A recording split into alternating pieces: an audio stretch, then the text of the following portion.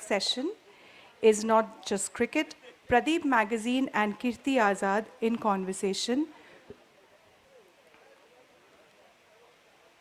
Though no introductions are needed, I'll quickly read out just to refresh. Kirti Azad is an Indian politician and former cricketer who played 7 tests and 25 ODIs for India between 1980 and 1986. Most of our audience here may not have been born at that time, but we all know, and for this he deserves a much larger round of applause. He was part of the Indian team that won the 1983 Cricket World Cup. With him today is Pradeep Magazine, is a cricket writer, columnist, and former sports editor of The Pioneer. Widely traveled, Mr. Magazine has covered international cricket in every test-playing nation. He's the author of the book Not Just Cricket, and that is what we will be talking about today. They will be in conversation with Malavika Banerjee, director, Jharkhand Literary Meet.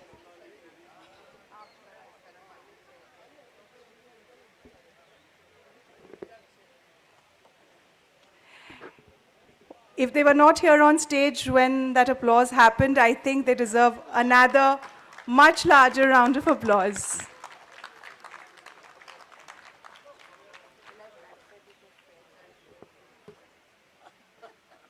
Okay? Yeah. Can I have another mic, please? So I'm back with a same but different book. This is non-fiction. It again speaks about India, and it again uses a prism, which is cricket, to talk about the challenges that India has faced. But it is not just cricket, but it is also cricket. So that's why right in the middle, we have a champion we all love so well. And a big round of applause for both these gentlemen for making the time at very short notice to come and do this. Thank you so much. I really am in your debt. So with your permission, Kirtiji, I'll start with the author.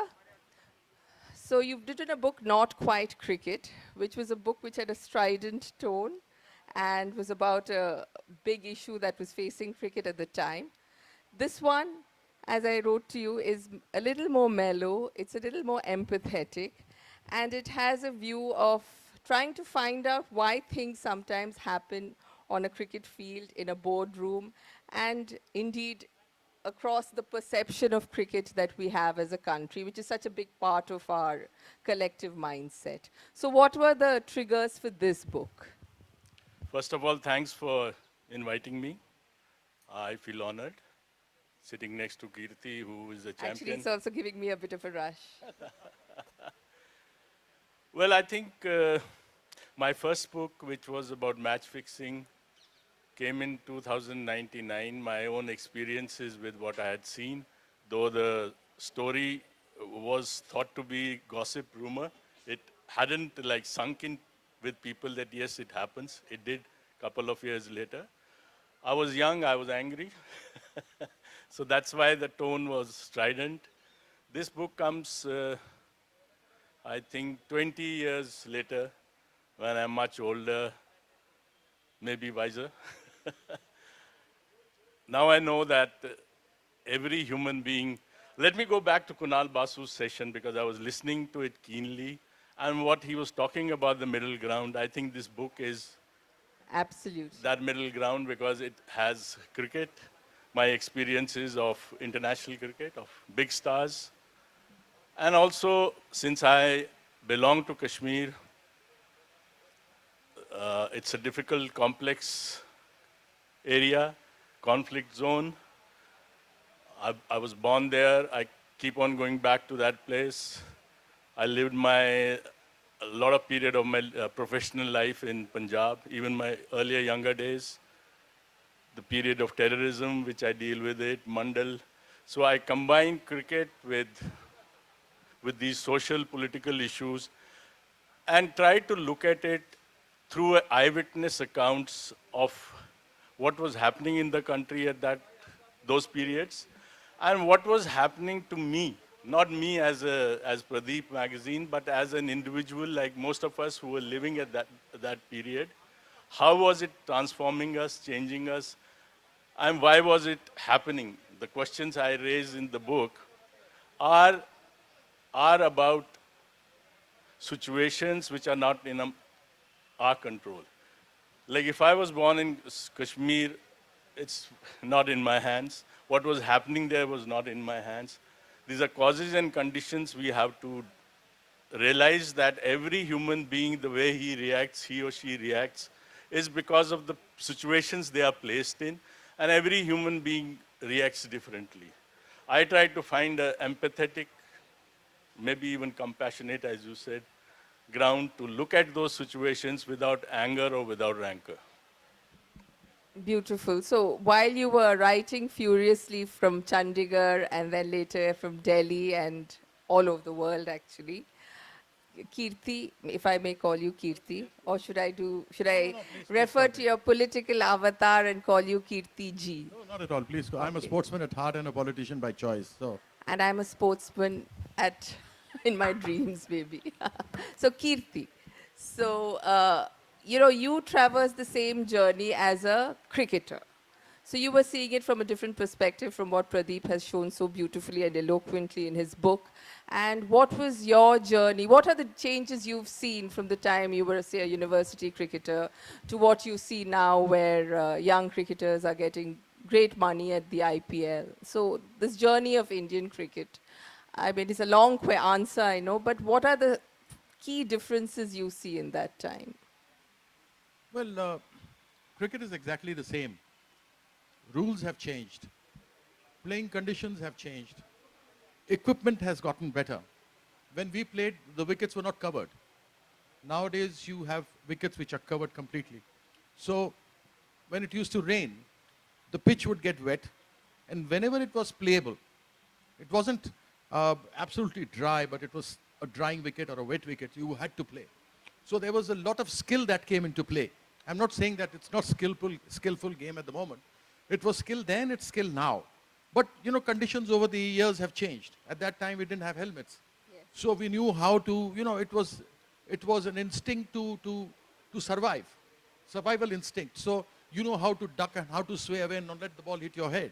Now with the And helmets there in, were no helmets, yes? yeah, there were no helmets. And with the helmets in now, you find that a lot of people are being hit because that survival instinct may have gone. I'm not taking away anything from the top cricketers that we have, but we find that a lot of people are being hit in the head. So lots of things have changed. And then when you talk about Pradeep's book, it's a beautiful book. I went back into time because I remember those days being born into a political family, being a son of a chief minister and a cabinet minister with Mrs. Gandhi. I remember those times. And I remember how we won in 71 and there was a Bangladesh war. So, these are things that one remembers. We remember winning the World Cup in 1983 and the former Prime Minister, Mr. Chandrasekhar, who was not a Prime Minister then, only a Member of Parliament, had done a Padayatra on the 23rd of June and he was finishing it off in Delhi and there was supposed to be a huge, big public rally. But then we finished it off by winning the World Cup in 83. So that went to zilch. So 83, in a way, changed the complete course of Indian cricket. And that 83 was that we became a cricketing superpower. The next World Cup came to India. Money started pouring in. Sponsors started coming in. Reliance was the one who sponsored that tournament. And this is how cricket started getting money. Then you had TWI, ESPN coming in and showing it with 30 various angles.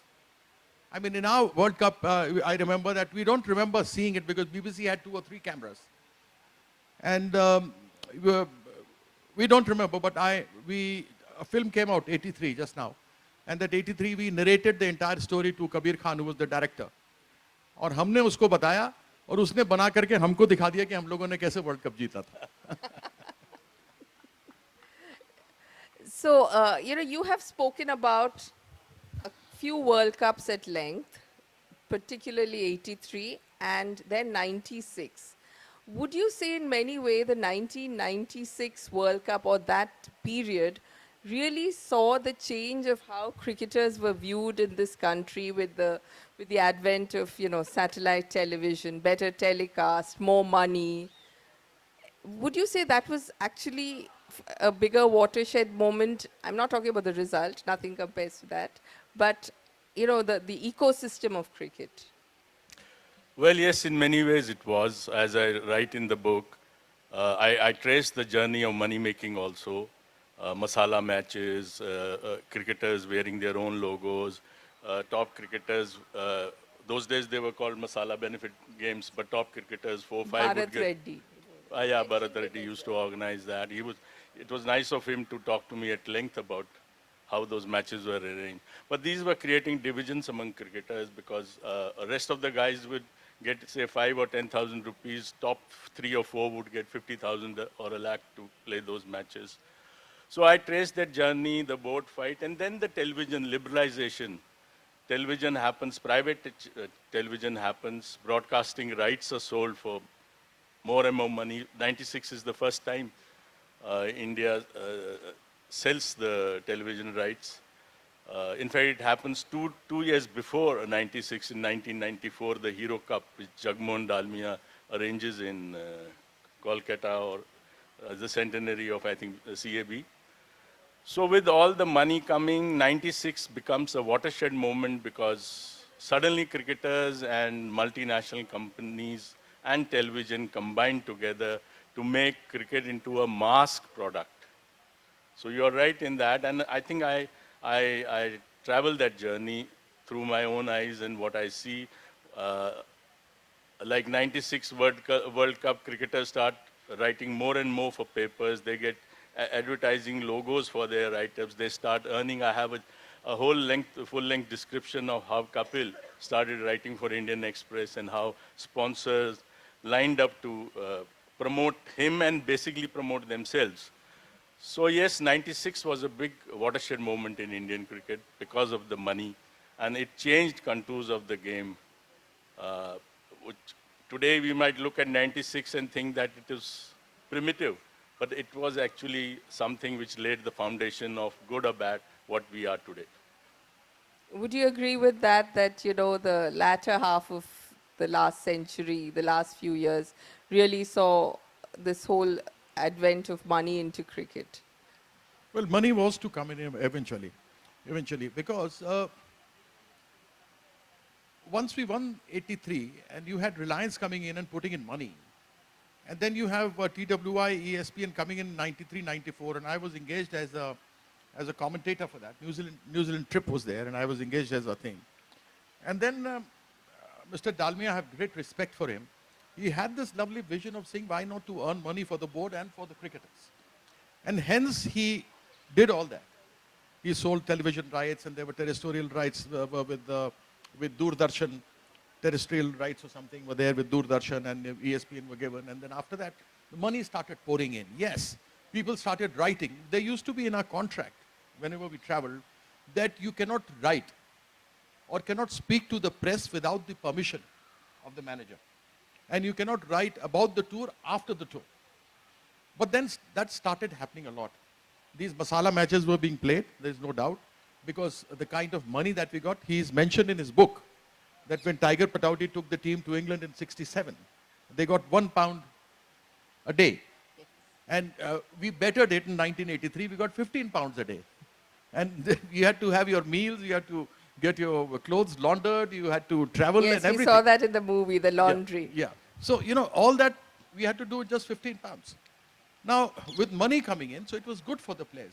Because at that time, the players, when we were there, I used to work for Steel Authority of India. I was in Bokaro Steel.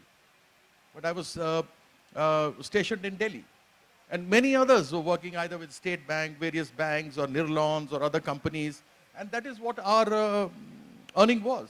Playing a test match was 10,000 rupees. Before us, when people like Bishan Singh Bedi and others played, they used to get 50 rupees a day. Apparently, if the match ended in 4 days, So they got 250 rupees were deducted. So this is what it was. So, when you talk about after 93 and you read Pradeep's book, I mean, I really loved it. I have read half of it, and I have left it half of time when I'm not going to be in a good mood or whatever. It will really you know, lighten up my mood and make me feel good. But it's a fantastic book. The things that he's written about, Vijay Merchant, the kind of vicious feeling he had towards the senior Pataudi, he took it out on junior Pataudi, on Tiger Pataudi, because he had some problem. He thought that he should have led the Indian team in 1946, and senior Pataudi was brought in, although he was not doing that well. So he took that out on junior Pataudi. So, you know, these are things that I don't know myself. Because it's something which is very revealing. So, you know, this book comes out with such lovely things. His careers, his life, his childhood starting from Kishan Nagar and from there shifting places because his father was in a government job, so he was shifting places. He didn't know what to do, and how scribes would, after writing the first edition, go down, have a quick peg or whatever, and then come back and write the second edition. So it's a very interesting book. And for me as a cricketer, I can see a lot of things being in a political family, what political things took place over the years, but I can also relate myself to the cricketing events that I remember. So, you know, it's a book that everybody must read. It's just fantastic. Thank you, Kirti. So Pradeep, what Kirti said is right. I didn't know about Vijay Merchant's deep-rooted, love for Deep-rooted love for Tiger Pataudi. or whatever, and it was a cross-generational kind of thing. But what struck me is there's a part where you talk about, you're quoting the late Raghunath Rao, and he mentions how the atmosphere in the dressing room was vitiated on the tour due to the differences between two of India's leading players.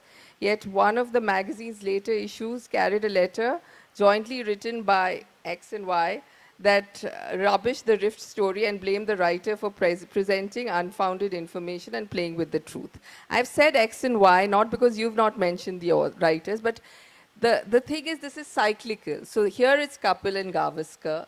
After that, it was Ganguly and Dravid. After that, today we have Kohli and Rohit. And you've tried to understand what it is in the adrenaline, the hard work, the intensity of sports, and the dynamics of a dressing room that makes these things happen again and again. So, you know, today, for instance, we know about Shane Warne's death and his famous animosity with Steve Waugh. So eventually life is short, and most of these differences are sorted out after a cricketing career. All the people we talk about, you know, they eventually become friends. But what really do you think causes the cycle of rifts that often, you know, big teams across sport face? Maluka, as I... Yeah. He will speak from the perspective of a journalist, and after him I'll speak at the perspective of a cricketer. Absolutely. Who's been in that dressing room. Yes, and we will talk about one particular rift and we shall interrogate you. Okay. Well, you know, in this book I write only about those rifts to which I was an eyewitness. I'm not coming from an outsider's perspective that, look, I have heard this. No. Kapil Gavaskar or Sachin Azhar or Rahul Dravid, Ganguly, these are lived experiences. In fact, there are even negotiations. I kind of talked to Ganguly, I talked to Dravid, Greg Chappell. I wanted to present a picture of people who are young, ambitious, talented, extremely talented, big achievers, yet they are human. They are human like anyone else sitting here or anywhere else where in the world. And if you have a board which is playing on those insecurities, like if you have politicians who play on the insecurities of people, on their paranoia, what will happen? Instead of healing those insecurities, instead of being careful that if you play on those insecurities, there will be mayhem. As earlier session was these things were being discussed. So the leaders have to be visionaries to realize that they can't afford a conflict within the country as diverse as India. I'm talking about cricketers who are young, and if there is a board which is more concerned with their own boosting their own clout, their own incomes, they will play these games because they want to control cricketers. So in India, these fights have taken a lot of times ugly turns. Change of captaincies. Within 2 years, you have Gavaskar captain, you have Kapil captain, you have Kapil back as captain, then you have Gavaskar back as captain. So these kind of things, and which money and other things at stake, will create these conflicts unless you have leaders or board members who are careful how they handle it. I'm not sure what happened with Rohit and Kohli because I am not privy to. But you know, there's a cycle. You know, you keep hearing about these face-offs. This will keep on happening, but how they are handled is more important because we know this will keep on happening. Since we know this will keep on happening, and we know these are young cricketers, we know these are people with hot blood, and they may at times act in an indiscriminate manner. So the leaders need to be careful. Okay. I'm also keen to listen to Kirti's. They are both now looking askance of you. No, I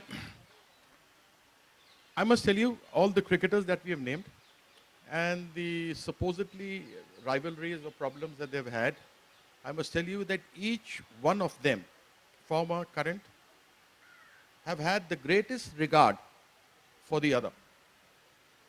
And you understand, when you are an icon, you have a Sunil Gavaskar who was world's best opening batsman, fantastic record. And here is this rookie comes in, and after a couple of series becomes, rather than being called Kapil, is called Sensi, short form of sensation. So he comes in there. So obviously, when you have one is one of the greatest batsmen ever, opening batsman ever, and other, arguably, if you ask me, the best all-rounder ever, from wherever. Because I will give my points why I consider Kapil Dev above all the all-rounders across the world. For that, I will see, if you'll give me time, I'll talk about that. I'm very curious. Yeah, I will talk about it, but let me talk about this rivalry. Now, what happens is that you have this Kapil Dev coming in as a rookie, and suddenly he becomes a sensation. And his performances, even his 2 sixes, are appreciated more than maybe 100 that Sunny Gavaskar might have scored. So it is more of a healthy rivalry to outperform the other, rather than there would be clashes amongst those. Because I was witness, I was there in the 1980-81 to the Australian tour, I was there in Sharjah, I was there in England in the 1983 World Cup, I was there at the Australian tour. I was in all these places, I saw it. It is nothing that comes out. It's a lot of things that comes out from the press, like you see the film, cinema. You go, you see, read these film magazines, says so-and-so has broken up with such and such actress, and this actress is now going around with that guy who is a divorcee and all that, that comes on. It's something that I feel, yes, there has to be something which I feel is healthy rivalry. I can't talk about the guys later in the 90s as to what the problem was. Because in the 90s, the biggest problem was that he wrote about was match fixing. And match fixing was the reason where many of the players were unhappy with that time captain, because everybody would suspect that this is happening. And that would happen mostly in Sharjah. And I was a member of parliament in 99 when Hansi Crony accepted the fact that he had taken money from some Chawla, Mukesh Chawla or somebody, who was extradited a few years ago. I raised that issue in Parliament during the 0 hour, and I said there should be a CBI inquiry that should be instituted. And many things came out in that inquiry, but I suppose it's gathering dust. Nobody wanted that to come out. Otherwise, Indian cricket would have been in ruins. They were earning money. A lot of money was coming into cricket. Coke and others had gone in and started, Sahara and others were there. So, all that is gathering dust now. Why? Because it never came out. Even now, when I remember the Lodha Committee reforms, when I was one of those guys, when the Lodha Committee reforms came and the BCCI constitution was changed, there were names of 9 cricketers in sealed envelope who were suspect to be involved in match fixing or individual fixing. So I do agree that there is a healthy rivalry.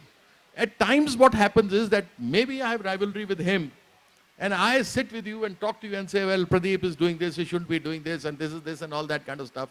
And you go ahead and put some mirch masala and make it a real good, tasty kind of a soup or a masala and serve it to people. That is also true. I'm not saying that there is no rivalry. There definitely is rivalry. But it is not to the extent that you can't see eye to eye with somebody. And what you started off with is right, that there is always a huge amount of respect. I mean, Absolutely. in each of those cases. Absolutely. Would you say that you said you Yeah, had the no, there. sideline See, view there of are this? these because after all, it's a team game, and everyone is vying for 11 spots, and there are far more cricketers who are vying for that. There will be jealousies, there will be, but once on the ground, every cricketer wants to do well for his team, for himself, because it's on his own performance, his place in the team depends. So it's not that he's going to undermine his performance. He might motivate himself to perform better because of those rivalries. That I agree with Kirti on that. Okay. So should we just take a short diversion and ask him about his views on the all-rounders? Yeah, sure. I mean, why I said that Kapil Dev was the best all-rounder, and I'm 100% sure once I explain, everybody else will agree with me, Okay, you have 2 minutes. right? I have 2 minutes. You have to give me, it's about 3 minutes and 24.6 seconds. Well, why I consider Kapil? Kapil bowled 50% of his test career he played at home. Because you play one series outside, that team comes back to you. So you're playing 50% of the matches you're playing at home, or maybe more, 60, 65%. And when you're touring England, you only play 3 test matches. When they come here, they play 5 test matches. That is what used to be the norm at that time. Australia would come here, play 6 test matches. When we go to Australia, we play just 3 test matches. So he was playing more games at home. Now, Indian wickets at that time, when Kapil came into the Indian team, was tailor-made for Indian quartet spinners. Bishan Singh Bedi, Prasanna, Chandrasekhar, and Venkat Raghavan. Abid Ali used to bowl 2 overs. Eknath Solkar would bowl 1 over. Once even Tiger Patoti bowled 1 over. From one end, Gavaskar also bowled 1 over, and that was it. And the spinners would come on. So he came in the era when these 4, the quartet, were the best spinners in the world. And you had a Richard Hadley who was bowling on New Zealand tracks, which was seeming really very helpful for fast bowlers. You had a Imran Khan who was bowling on good, hard, bouncy tracks in Pakistan. You had a Ian Botham bowling in England where the ball moves a lot. And during that time, the West Indian pitches used to be really quick, considered to be as quick as Perth, which was the fastest around that era. And the 4 fast bowlers who were there were bowling there. And then you had a Dennis Lilly bowling in Australia, again bouncy hard wickets. Now they had pitches that supported them. They had pitches that supported their kind of bowling, swing, bounce, lot of moisture, and that is what was very helpful for them to take wickets. Kapil was bowling on dead as a dodo tracks, absolutely dead docile tracks. Now you see bowlers bowl 4 overs, 5 overs, and they're given a spell. They say, okay, fine, ruk ja tu, dusre ko leke aa. Kapil would bowl for 1.5 hours, that is 2 hours before lunch, between the start session and to lunch, would bowl till 1.5 hours, then we would come in to bowl for that half an hour, mein fatafat 7-8 over nikala, 4 over dale, and Kapil would again come on to bowl. So in a day he would bowl 25 to 30 overs. At times I remember he bowled 36 overs in a day. And he was bowling on these tracks and still took 434 wickets. Had he concentrated more on his batting, he would have scored double the runs he had scored. And I must tell you about Kapil. Kapil would fit into any side in the world as a bowler, as a batsman, and mind you, as a fielder himself. I don't know if you people have seen the 83 World Cup or not, you'll see that lovely catch that he took, right? And I'll tell you, at that time we used to have VHS tapes. VHS होता था ना, tape लगा के VSR लगा हुआ, VCP लेके आओ और उसमें tape घुसा और लगाओ. So that was there. So I somehow or the other managed to get one tape. So whenever Kapil, if you have seen the movie, you'll see, and if you've seen the old clip, you'll find that Kapil is running back and 2 people are coming in from the crowd. और एक यशपाल भी पीछे पीछे भागा भागा आ रहा है. So you know, उस समय जब वो कपिल कैच के लिए गया, तो मैंने आंख बंद कर लिया कि टक्कर मारेगा क्या होगा नहीं. इट वाज इम्पॉसिबल कैच, ले नहीं सक रहा था. तो वो वीसीआर पे जब कभी भी आज भी वो मोमेंट आता है कि कपिल पीछे भाग रहा है, वो लोग आ रहे हैं, मैं फास्ट फॉरवर्ड कर देता हूं. कहीं कैच छूट गया तो क्या होगा. Well, that was a very good and passionate defense of Kapil Dev. So now we'll ask Pradeep. You too have seen this iconic player up close in your early days in Chandigarh. So he has had lovely encounters with him. So give us a good story as well. There are some wonderful ones. There is in a the fantastic story. Let him talk about it. When Kapil was the captain. Which one? When you wrote people playing for money. Oh, yes. You see, I was in He doesn't Chandigarh. remember, I remember all the brothers. No. No, no, when I was in Chandigarh, it's described in the book. I was a rookie reporter. I had played against Kapil in an inter-college match, and he had broken my finger when I was batting with his short ball. I got caught at the short leg area with his bouncing delivery, that too on a matting track. It was before he went to Pakistan, before he was selected to play for India. And then I got injured while I was bowling. He smashed a straight drive, came almost close to me while I was bowling and on my follow through, and the ball just hit my finger. That apart, when I was a rookie reporter, he had become a big star, and whenever he would come to Chandigarh, he would start living in Delhi, or when he would come from tours to Chandigarh, he would come and give some few quotes which would help me to get into national edition of Indian Express. I was in Express Chandigarh edition. So 83, India lost to West Indies after having won the World Cup and beaten them in the final. West Indies came here and thrashed India, really massacred India in the 5-test series. So after losing the first 4 tests in Calcutta, I think eggs and stones were thrown on cricketers. So Kapil came to Chandigarh after that test, and I met him, and he was very angry and very upset. So he gave a lengthy interview to me saying that his cricketers are, because they are more interested in money and they are distracted, and that's the reason why we are not performing well. So I did that interview. It became a big interview. It became page 1 story in all Express editions throughout India. I was worried that he will deny the next day because I realized the import of what Kapil had said would create mayhem within the team and the board. In fact, after the interview, I asked him again that, look, I'm writing this.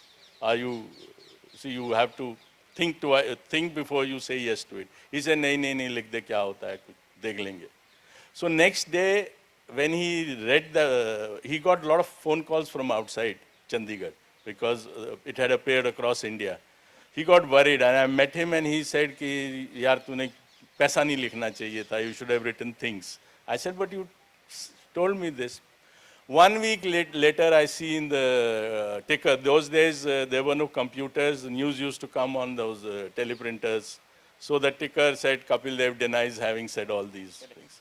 So it kind of jolted me because I was a young reporter, and somebody of Kapil's stature having given that interview and now saying he has not made me look like a liar, and I know my professional integrity got a bit damaged. Then later, Gavaskar wrote in his book quoting that interview, and he had refused to play the next test in Madras, saying that Kapil is accusing him of, yeah, KP Salve was the board president. He called a meeting between Gavaskar and Kapil. A truce was signed, and Kapil was made to say that, look, I never said these words. So that's the story in the book, and that's what he was referring to. But you have happier memories as No, no, well. Oh, must yes. add, I must add to this, is Kapil और मैं school के time से एक दूसरे के खिलाफ खेलते थे. He used to play for Haryana schools, I used to play for Delhi schools. So we've been friends, childhood friends, and contemporaries, and then having played together in the North Zone side, and then played for India. Kapil के साथ क्या था कि वो हरियाणवी पंजाबी को हिंदी में translate करता था. हिंदी में ट्रांसलेट करने के बाद उसको इंग्लिश में ट्रांसलेट करता था, और उसके बाद वो अंग्रेजी बोलता था. we are friends, हम लोग का अभी तो बड़े प्यार से उसको बता रहा हूँ. अदरवाइज हमारी जो बात इतने बढ़िया बढ़िया श्लोकों के साथ जो हम देते हैं एक दूसरे को, उस तरीके से we are bum chums, we are great friends. What a great human being is, great human being. तो वो जब बोला होगा इनको, तो जो मैगजीन साहब ने समझा होगा, उसने कहा क्या, हरियाणी पंजाबी से हिंदी में सोचा, हिंदी से अंग्रेजी में सोचा, उन्होंने आगे इनको नरेट किया, इन्होंने नरेट को क्या समझा, और वो कहानी जो हो गई वो 5th person हो गई. So, at times, I mean, those who've seen 83, you would see how he's speaking English. What else we here for? And I must add, he was the only one in that 83 team, only one, who always said that we can win the World Cup. और हम क्या पागल हो गया है. He was the one. Superb. So, this is one vivid character who comes across through your book. There are many others you've been quite fascinated by. I see we have a lot of youngsters in the audience, so let's talk about someone they've seen play, I hope at least, which is Saurav Ganguly. So, you actually planned a biography of Saurav Ganguly at some point. Can you talk us through that as well as getting to know Dada better? Dada is a fascinating character. I have to say, while reading this book, I have to give this private personal story. I run a sports marketing company, and Saurav Ganguly used to write for it. And then one day in 2002, he said, I don't want to write for your company anymore. And I was very flummoxed. And he said, I don't want to write for anyone anymore. So I said, okay, perhaps he's under some pressure. And then I saw the articles appear in Pradeep's Hindustan paper. Times. So now I know who is the culprit for having taken Dada away from my No, company. he came on his own, in a I'm sense. sure. No, sorrow, there is a lot about sorrow in this book because when he was the captain, I was the sports editor with Hindustan Times, and I covered extensively international cricket at those period. And somehow, because he started writing a column for us, I became friendly with him. And especially Saurav's traumatic period during Greg Chappell's time is documented in this book through eyewitness accounts, not something which I am just giving gyan about, but narrating anecdotes to show what was happening. And I don't, I mean, what should I say about Ganguly? I'm a bit disappointed with the way he's behaving as president of the board. His conflict of interests, a lot of people talk about. There was a news story in the papers where it said that he sits with in the selection committee meeting as board president, which he should not be doing, which is not done. But that about as a captain, I think he led India brilliantly. He had 4 other cricketers with him who probably were more talented and may have thought that they should have been leading India and not him. But he handled them well, and he handled his comeback after being thrown out of the Indian team. That I think was Saurav's greatest moment. After being dumped and after everyone having thought that he's finished as cricketer, he worked hard and made a comeback. That's a remarkable story. There is about Dravid a lot in this book. There is about Sachin Tendulkar quite a bit in this book about my personal encounters with him. So, but there is more than cricket in this book. There is a full... Yes, so I was going to come to that. So one shouldn't think there's just a One, cricket thing. one lovely, everybody like it, is I'm sure Pradeep should write this in his next, and he can quote me. I was a national selector from 2002 to 2004. And the Indian team had gone to Australia in 2003, 2003. 4, and then India had to go to Pakistan. Yes, That series, famous Dil Ko huh. So, they had to go to Pakistan. So there was a gap of about 25 or 30 days or something like that. So now we were sitting for selection of the Indian team, which was to tour to Pakistan. And so all the selectors are there. John Wright is there, who was the coach at that time. Saurav Ganguly was sitting there, co-opted members. But 5 selectors are the ones who do it. They give the suggestion, and then we decide whether we want to pick somebody or not. There were 2 players from the north who had reported that they'll not be unavailable because of injury. They'll not be able to play the finals, North Zone finals versus South Zone at Mohali in Punjab. But they would be available, they would be fit to tour Pakistan. So I was sitting there, and I said, how can this be possible? You've come from Australia, you have to go to Pakistan, there is a gap of a month, you know that you're unfit to play this North Zone game, and you are fit to go to Pakistan. I fail to understand how this is possible. So he said, no, they are slightly unfit. So I said, either you are unfit or fit. So you can be either pregnant, you can't be slightly pregnant, you are either pregnant, you are not pregnant. You can't say I am slightly pregnant, slight injury is there. It can't be. So I said, acha batao yaar. I use this word कि you are either pregnant or not pregnant, you can't be slightly pregnant. And I said, अच्छा कौन सा? कहता ये देखिए उनका वो है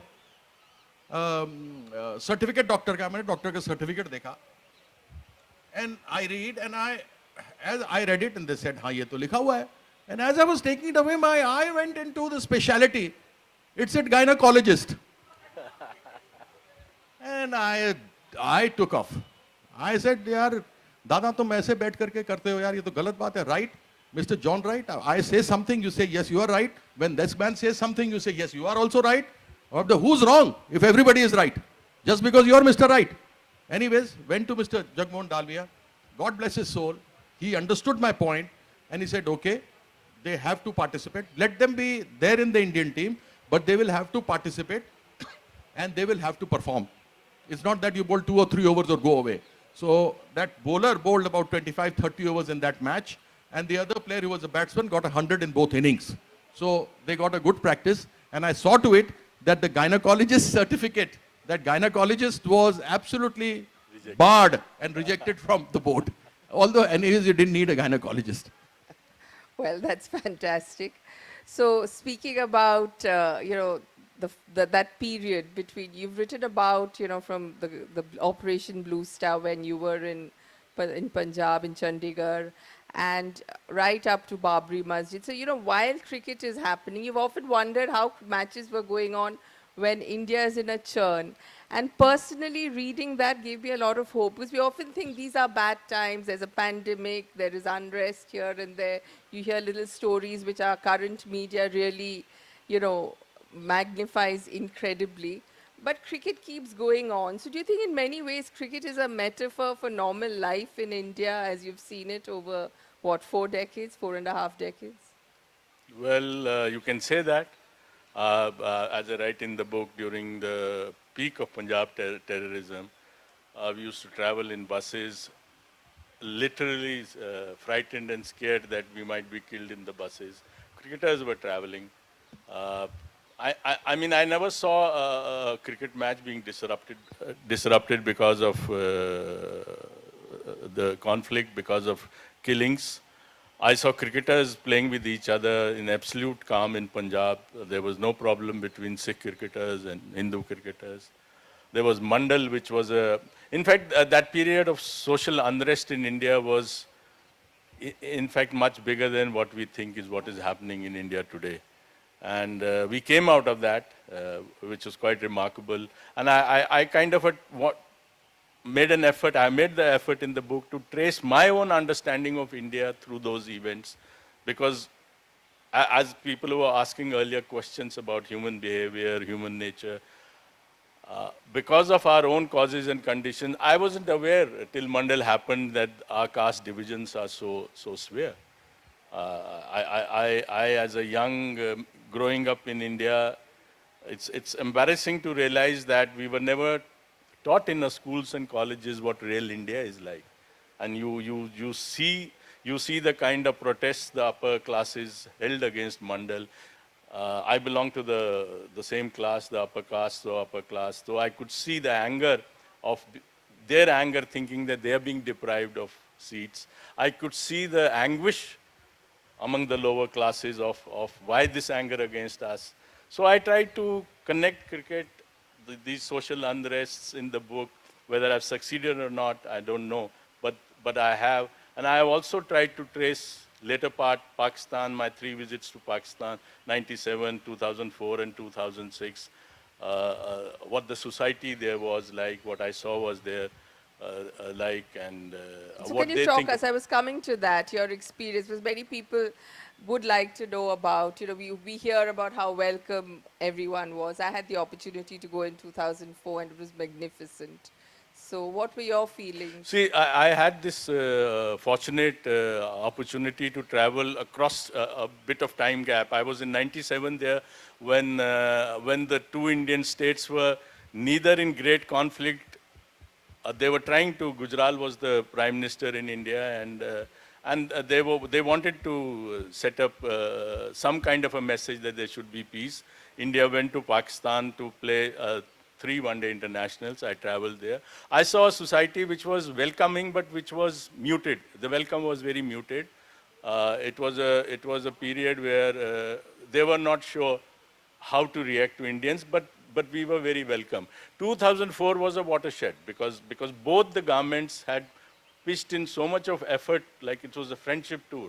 In fact, Kirti's brother had made a recce to Pakistan in 2004. He's an IPS officer, he was a police officer to see the security arrangements, whether India should be traveling or not. So 2004, as your experience also must have told you, was incredible. I mean, I don't think I, as a cricket writer, has in anywhere in the world got so much love and affection as we got in Pakistan. 2006, I could see a society in Pakistan with all its divisions. Like Yusuf Yohana was a Christian who converted to Islam. Many people there were very angry. He was a Dalit converted to Christianity, and there are a lot of Christians there, Dalit Christians there. I could see the taxi drivers furious that he has sold his soul to convert to Islam because he probably thought that he can't become the captain of the team being a Christian. So I saw the divisions there. I saw this huge desire for education among Pakistanis, and they're almost envious. I had taken my wife with me for a brief period, and they would say that, look, you educate your women, your men with modern education. We are becoming, like, we are worried about ourselves because we are becoming jihadis, and it is not going to serve us well. So these are warning signals for us in India also that, look, if you take as they would say, they're Kattarpanthi, if you take that route, God save us then. So these are three visits to Pakistan I write about, and of course intertwined with my cricket there. And then Kashmir, which because Yes, I'm... yeah. So you end with this hope of, cricket as unifier and Parvez Rasool's story. Now you have Abdul Samad playing in the IPL, a very talented cricketer. Irfan Pathan is involved in Jammu and Kashmir cricket. So is it us believing in fairy tales if we can think that a sport can give a salve to a Well, wound? life in a way is a fairy tale also. So there is no harm in believing in fairy tales as long as you come from good space. As long as you come not with the divisive hatred agenda. Nothing, anger and hatred is not going to solve anything. It never has. It will not do that. And I, as a Kashmiri, as a Kashmiri Hindu, I'm always welcome. I go to Kashmir again. It's not as if those people there are like not welcoming me. They are welcoming us. So I have three threads in that end part. I have Parvez Rasool and what people feel about Parvez playing for India. I have another voice, a journalist voice who talks about in 90s what happened to Muslims there. And I have a Kashmiri Hindu voice there. One person there who talks about the 90s, why they left there, and my own voice in the end. That's how the book concludes. Yes, the book begins and ends in Kashmir, which is beautifully structured, I have to say, it as a book as well. So I think we have time for about 3-4 short questions. There's the Balaji, okay. Can you give a mic? Is there a mic? There are people running with water out there.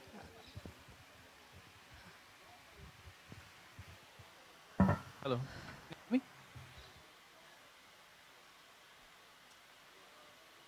You've switched it off.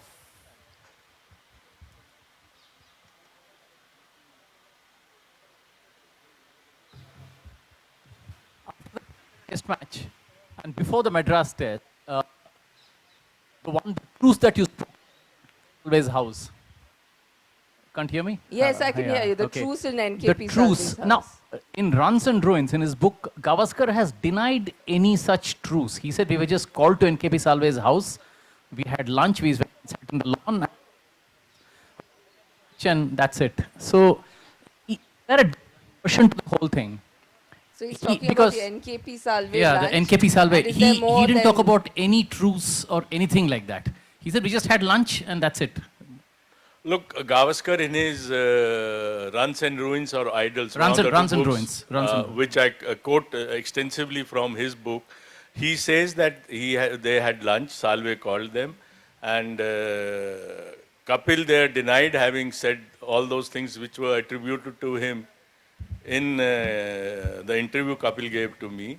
And Gavaskar writes that he was not convinced that Kapil is speaking the truth, hinting at or alluding to the fact that he believed that Kapil had said that.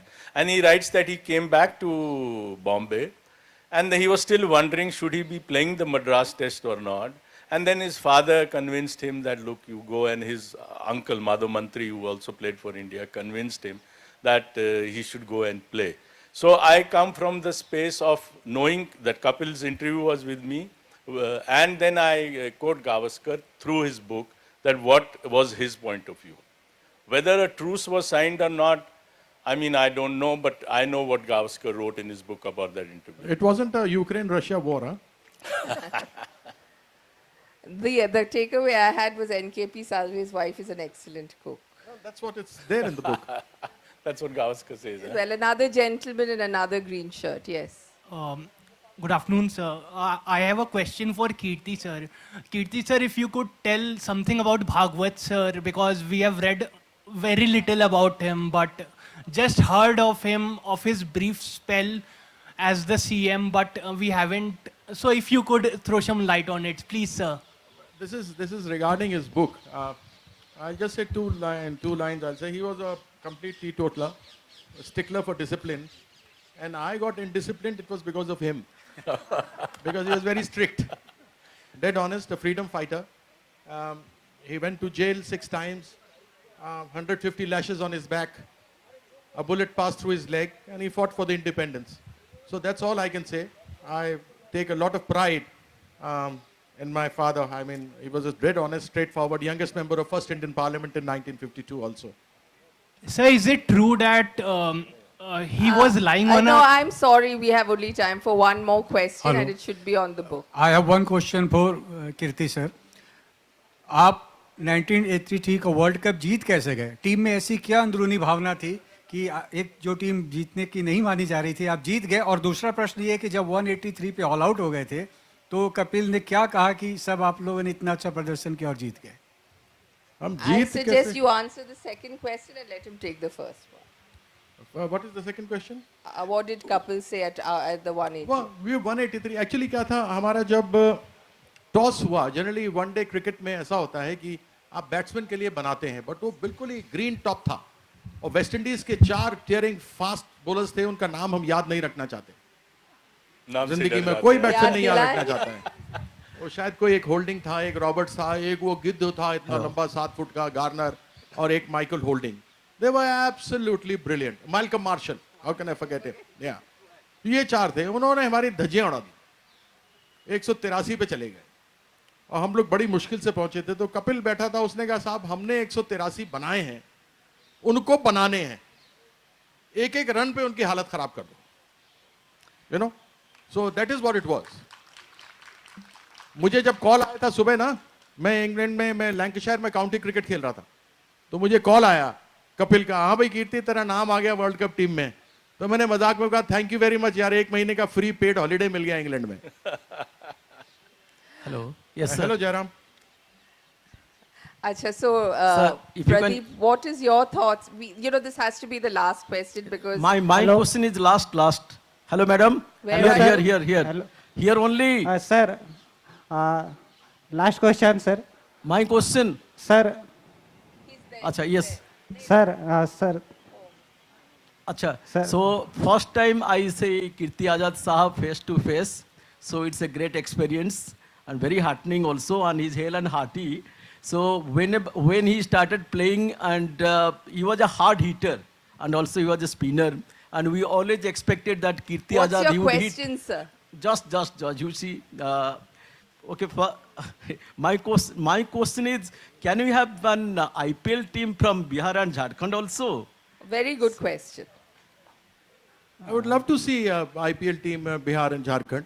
We But have, the unfortunate part is BCCI doesn't look eye to eye with me, because I was the one who got its constitution changed in the Supreme Court. Acha, Kapil Deva, he didn't have very good relationship Okay, with thanks. BCCI. That's we are really out of time. Acha, okay, So I okay, would yeah. like to give the last word to Pradeep, which is what about Indian cricket today makes you feel hopeful? Hopeful. I think there's so much of talent. I mean, the infrastructure across country, they're making money, they're spending that money on developing young cricketers. So India can probably produce 3-4 international teams at the moment and still be a champion team. That's a great hope. On the negative flip side is that so much of money, unless you are transparent, unless you are accountable, we have seen with match fixing, we had seen with the IPL corruption charges that unless if money comes in, transparency and greater accountability have to come together, otherwise it could be disastrous. Okay. I think we're a little over time now, so thank you so much, gentlemen. A wonderful I session. must just tell you one thing, कि आपका age हो गया है. My dear friend, I am 26 years old, not the other way around. Okay, okay. He quoted your age. Thank you so much. Thank you, Kirti. Thank you, Pradeep. A wonderful session. It's always wonderful to talk about cricket, so thank you for the opportunity to do that. Thanks for having me. The Thank book you. is available at the bookstore behind this stage. I Do have try to- and grab it. I have to ask you to stay back for 1 minute, sir. Mala, you also, Pradeep sir, aap bhi. There is a gentleman who works for Tata Steel and who wants to launch his book and have you there just for a minute on stage. He has come all the way from West Bokaro. His name is Ranjan Gaurav. His book is called Edge of the Mist. And if you would please be kind enough to... So, sir worked in Bokaro for 11 years.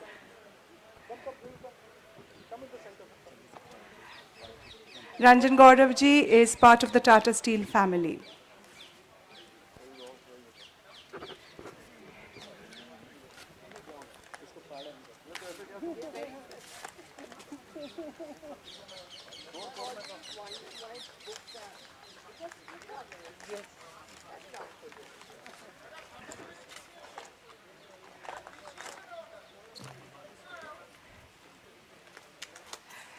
If our photographer friends could just step back a bit to help our videographer friend.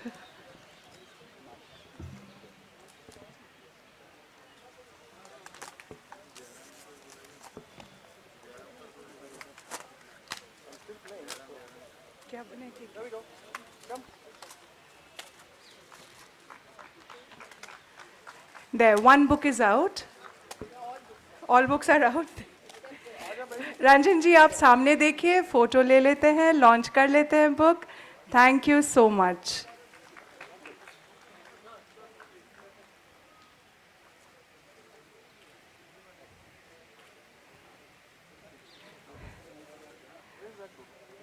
Thank you Pradeep ji thank you Kirti sir thank you so much yes yes of course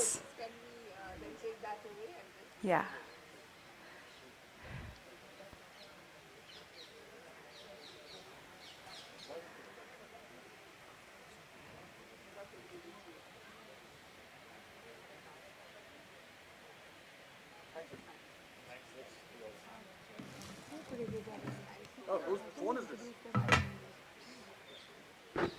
Thank you so much. Thank you. Thank you, Pradeep sir.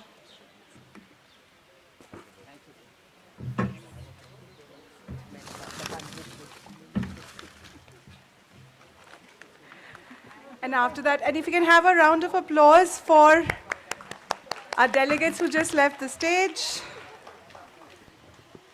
Our next session is Deshaj Swar.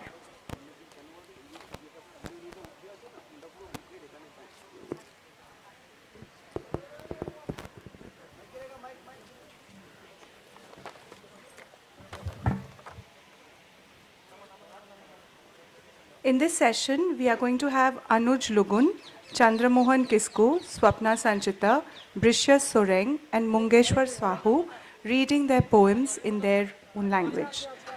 None of them need introduction here, but I'm still going to go ahead and just give quick introductions. Anuj Lugun is a poet, short story writer, song composer, novelist, playwright, and essayist, best known for his poems. He received the Bharat Bhushan Agarwal Award for his poem Aghoshit Ulgunan, the Rashtriya Mukti Bodh Puraskar, and the Sahitya Academy Yuva Puruskar. Chandramohan Kiskuji is a well-known writer and poet who writes in Hindi and Santali. His Hindi writings have been published in leading publications. And as I found out today, he also speaks very fluent Bengali. We have with us two young poets from the region. We have Brishya Soreng and Mungeshwar Sahu. Brishya is a student of history with a deep and passionate interest in the literature and culture of the region. Brishya is a regular contributor to the Mayamati section of Prabhat Khabar. Apart from writing poetry and articles, he's also actively involved with several non-profit undertakings working in the field